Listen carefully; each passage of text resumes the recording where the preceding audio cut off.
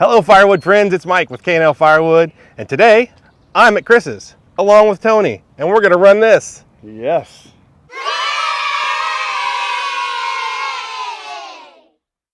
So Chris, you've got the new processor. Tell me a little bit about it.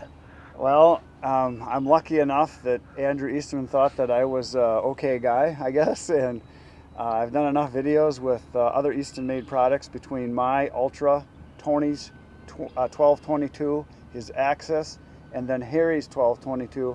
I've done a lot of videos, and he thought I could do a good job with this, and I might have a big enough operation where I can operate this, so he sent it to me. That's awesome. So That's yeah, awesome. It's a pretty neat machine. And what do you think so far?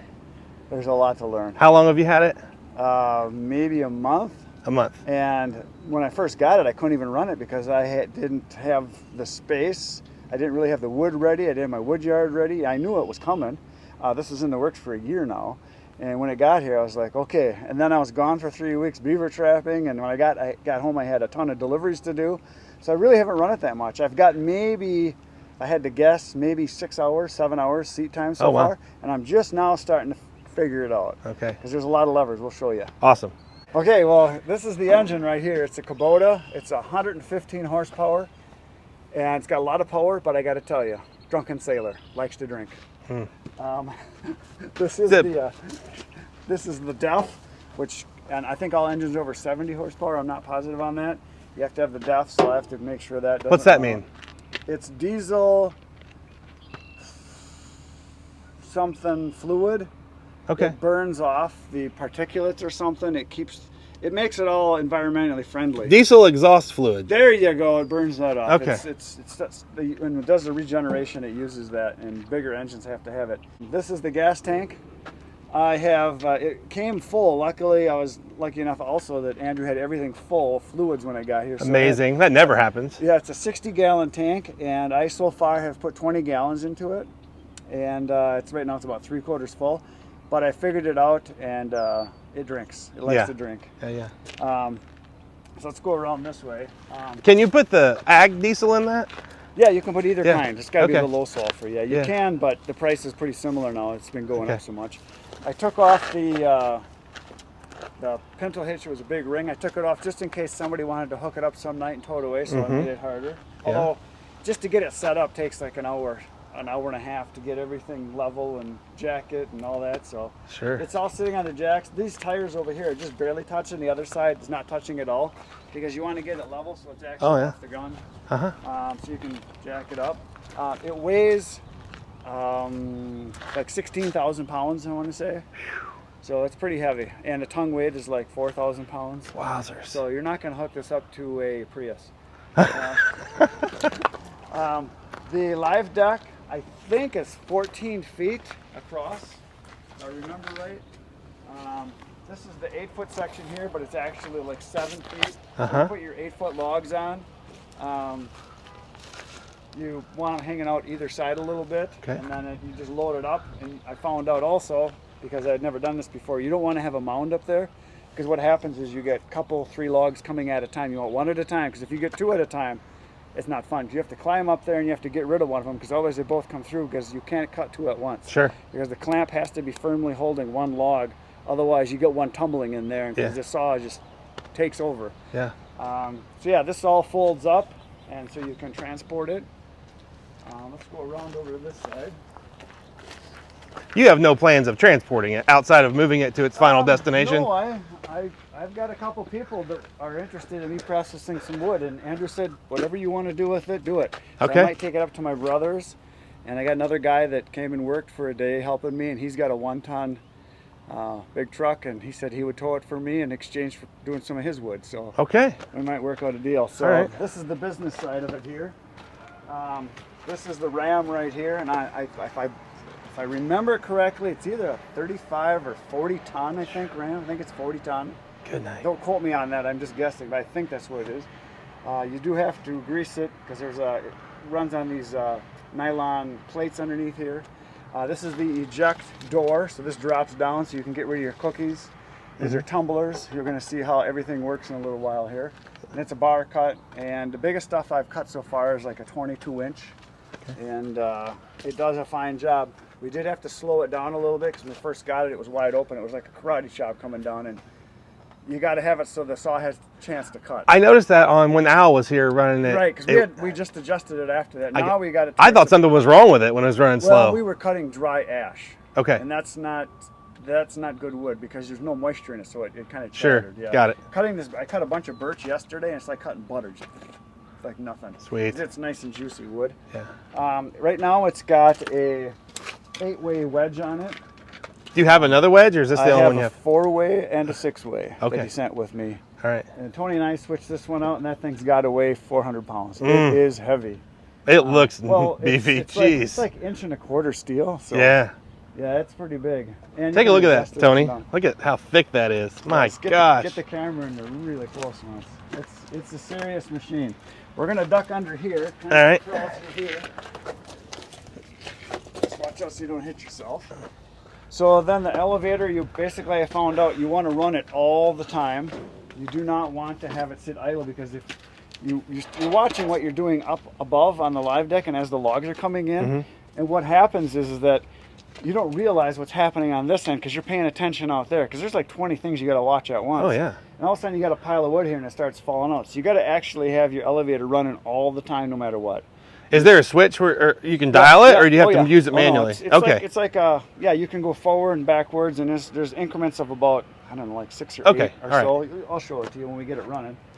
Let's come around over this way, and then we'll come up over here. I'll show you right here. This is this right here is the hydraulic fluid, or hydraulic oil, which is a very large tank. Gosh. And when I got it, there's a nut in the back that is a drain plug, and it was loose. It was barely finger tightened. We saw a little leak, and I turned it like about 6 or 8 turns and tightened it up. We could have lost it all. And you know, this stuff is like gold now. Oh yeah. It's worth about as much as gold. This is the bar oil.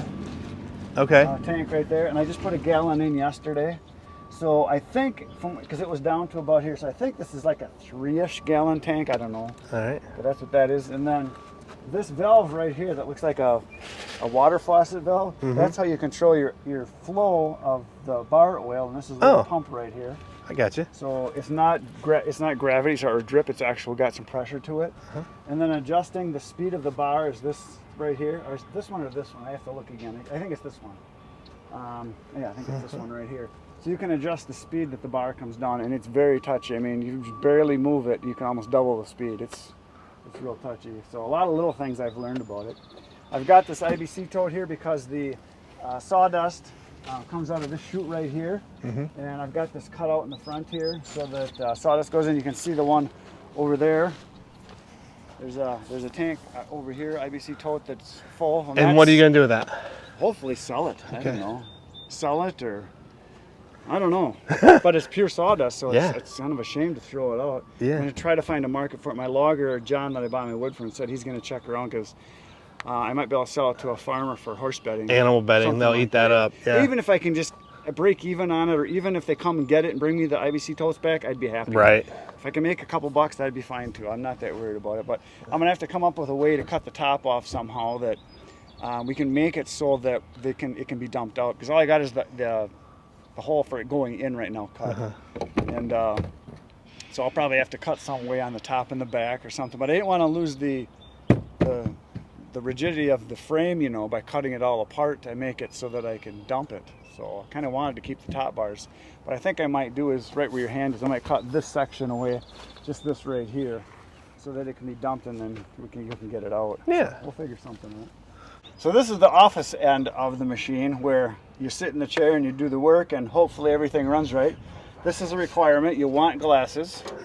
My plan is to put, I have a guy that stopped the other day, and he's going to get me a sheet of plastic to put in front of there. He measured it, and he's got all kinds of it. He said he's going to drop it off for me, and it'll just hang there. And because your sawdust flies right through here, because the bar is cutting, like chunks come flying, and I don't really want to lose an eye. Sure. So basically, this is the box up here, control box, and to start it, I got this special key. It's this little guy, and this big one I didn't know what it was for originally. It's like a triangle shaped, That's for opening all the panels on the engine to keep them closed so no one gets in there. And for the deaf also, it's for it's some security type. I'm not going to start it right now. I'm just going to stick it in there so it's ready to go. So basically, when you start it, you let it idle till it warms up, like 5 minutes or so, a few minutes. In the summertime, not so much, but in the wintertime, you definitely want to get it up to temperature.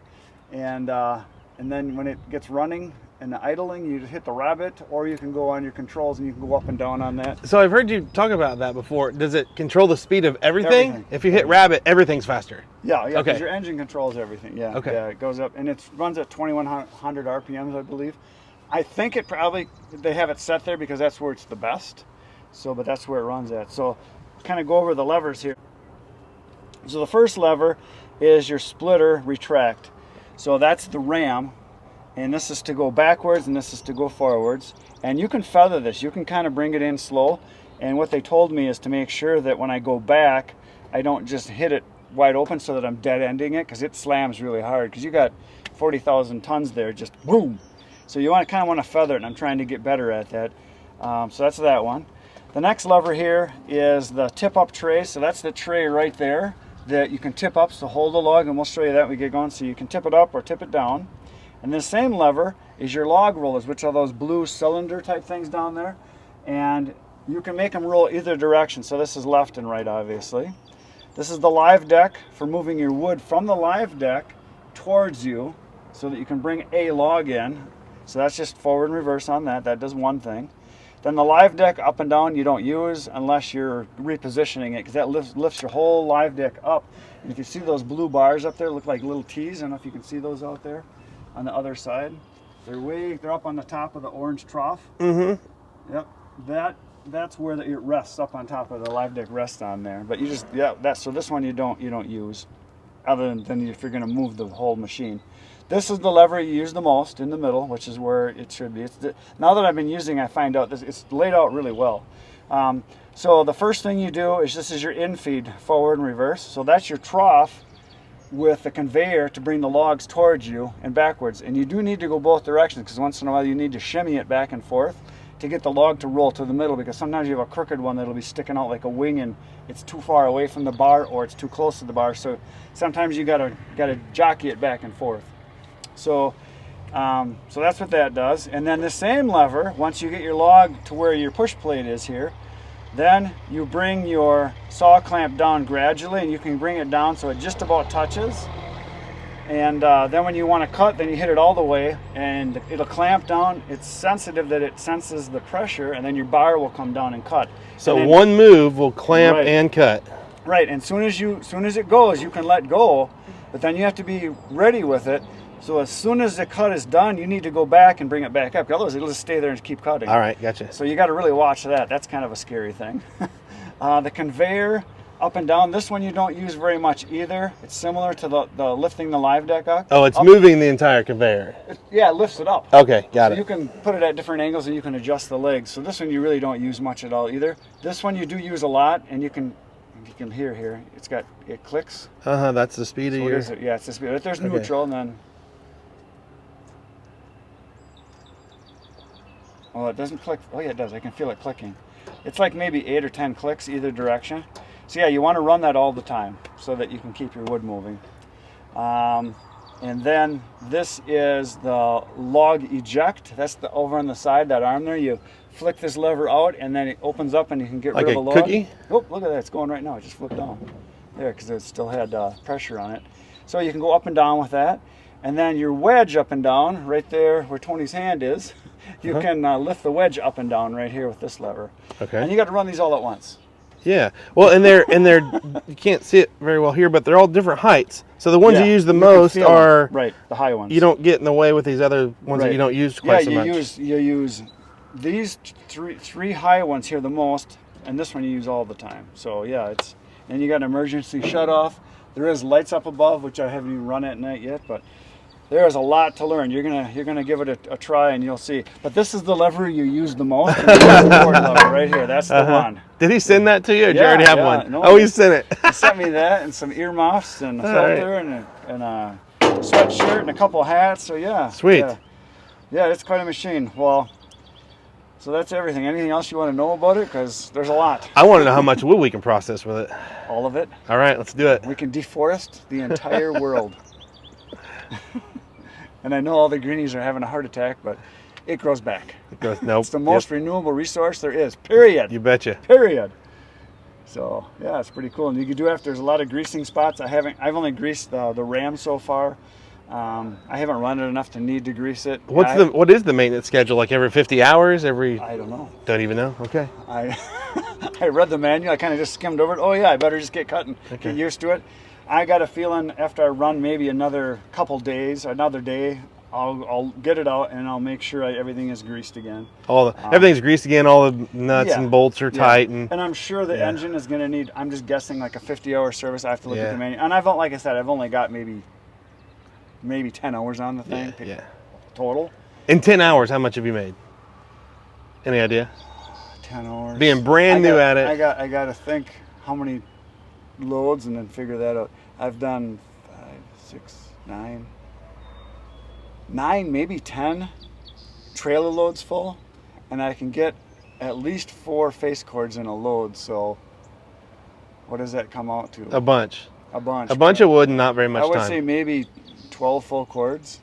Wow. The nice thing is I'm not saying you're not tired at the end of the day, because it's stressful. Oh, sure it is. Very stressful. Sure it is. Because there's so much to watch. Yeah. And there's little things I have learned about watching the wood and what it does. If you've got a crotch, you got to make sure you cut it so that one side isn't down low. You got to have them so that it cuts it vertical or flat.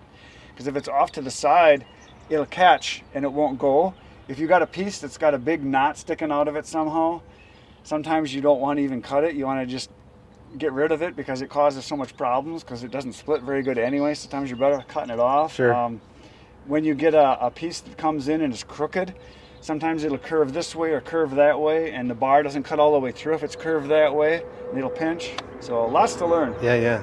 So there you go. What do you think? It's quite a machine, isn't it? Oh my gosh, what a machine. We're going to come back tomorrow. You'll see us on Sunday. We're going to run this machine. We're going to put some wood through it and see how good I am at the controls.